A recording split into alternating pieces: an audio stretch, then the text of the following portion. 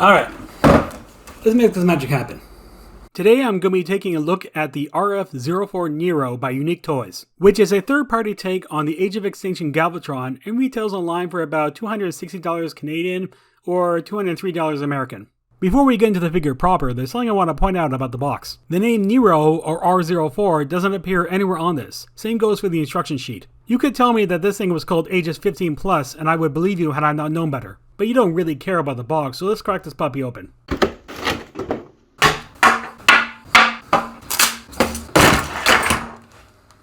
To start off with, you get the sheet of instructions that can be flipped around and used as a poster if you're into that kind of thing. Yeah, good luck trying to follow these along first time transforming it. Just like with my previous video, you have an easier time looking at transformation videos online. Moving on to the accessories, you get this minifigure who I guess is supposed to be Stanley Tucci's character Joshua Joyce if you squint hard enough. Algorithms! Math! Personally, I think he's a better contender for Mr. Worldwide over here. It gives you just enough articulation to get him into a sitting pose, and honestly that's about all you're going to get out of this. Then you have this arm cannon. Goes on the back of the hand like so, doesn't move or light up or anything, but it shows up in the film for like 1 second, so I'm not heartbroken. Lastly, there is this pair of missile launchers that are entirely made out of die-cast metal. Why they chose to make this accessory out of metal, I have no idea. They tap into the side of the truck mode like so. Like so. Like so. They fit perfectly. I'm willing to bet that whoever designed this didn't have metal parts in mind. Now I know that the figure comes out of the box in robot mode, but I want to talk about the truck mode first. Nero here, and by extension Galvatron, is modeled after the 2014 Freightliner Argo C Cabrera semi-truck, which, fun fact, is the same model of truck that Dr. Robotnik uses in the live-action Sonic the Hedgehog movie. I guess this is just a definitive truck for bad guys. In the box there is also this packet of extra truck parts that you can attach yourself. I guess they were afraid of them falling off on the packaging. Which probably explains these random bits I found loose inside the box. Took me a while to figure out that they're supposed to attach to the head. Other than that, the truck is incredibly solid and has a lot going for it. It has rubber tires, die-cast metal parts, features opening doors, and while the windows are translucent, they are so heavily tinted that you can't see inside them anyways. If you look inside the cab, you can see it's sculpted in seats. Now you'd think that this combined with the opening doors means that you can sit the minifigure inside there. Well, you can't. You might think that you can, but I'm here to tell you that there isn't enough clearance inside the cab for the figure's head. Other than that glaring design flaw, the truck as a whole looks very accurate to its real-life counterpart. That is until you look at the back, mostly this whole mess right here with the robot mode's forearms. I hope this doesn't become a theme of me reviewing Transformers with their arms together alt modes.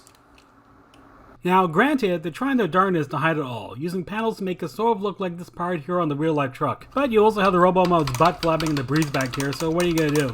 If you actually follow the printed instructions, it would look a lot worse with these big arm blade thingies hanging out back here. What you'll want to do is fold them down into the truck bed like so. I'm pretty sure this is how it was designed to be because they peg securely into position. This is a case where the official Hasbro Galvatron actually compresses things better, but that thing is also a shell former with the entire truck cab flattened out onto its back, so acceptable sacrifice on Nero's part here.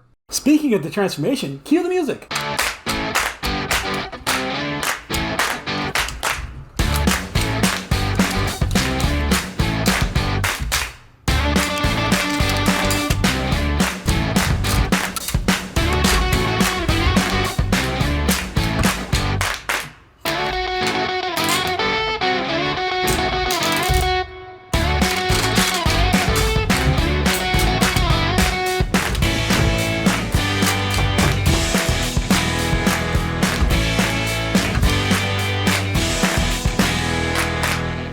Now that may have looked like a complicated plastic explosion, and frankly it was. But rest assured that it's not one of those kinds of Transformers figures. There are no clearance issues and everything secures in where it's supposed to go, with plenty of locking tabs along the way to let you know when you have things in the right place. It's just a lot of little steps that you have to remember, and those many sharp corners are not playing around. But look at the result! Look at this absolute unit, okay? This figure is thought to be impossible to make into an accurate transforming toy. It doesn't even transform properly in the film, it just goes truck, robot. But here, the truck completely disappears into the robot mode. Look at this. Robot, truck, robot, truck, robot, truck.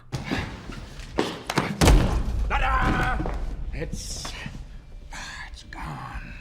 I almost didn't see this, but there's a tiny switch at the back of the head that seems to do nothing.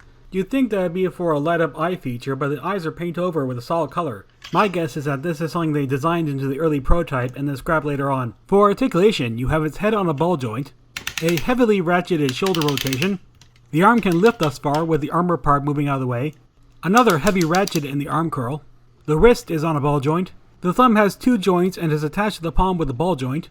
The fingers have 3 joints to them, with the index being individually posable and the rest molded together. There is a waist swivel. The hip can swing out this far, but if you extend the leg you can get a farther spread. I should point out that the side hip movement isn't tight enough to hold the weight of the leg. Its inward and outward motion is also heavily ratcheted. There is a rather shallow ratcheted knee bend, and to finish things off you have a decent ankle pivot. With all of that at your disposal, you can get this guy to some pretty dramatic poses. Now let's take a moment to appreciate the look of this figure. This thing is shockingly accurate to his movie counterpart with an immense amount of detail on display. You can see plenty of painted parts in varying shades of blue, copper, and bronze. While I'm not a fan of the standard Michael Bay Transformer aesthetic of amorphous mechanical blob, I do have to admire how the look of this character translates into the figure. Galvatron in the movie is meant to appear as an unfinished prototype, and it shows with the many exposed wires and eternal bits. It kind of reminds me of how 3CPO appeared in The Phantom Menace, as directed by Michael Bay.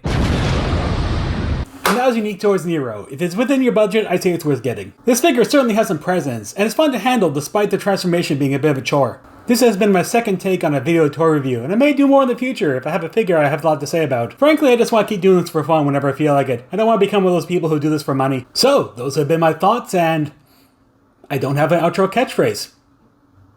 So, bye.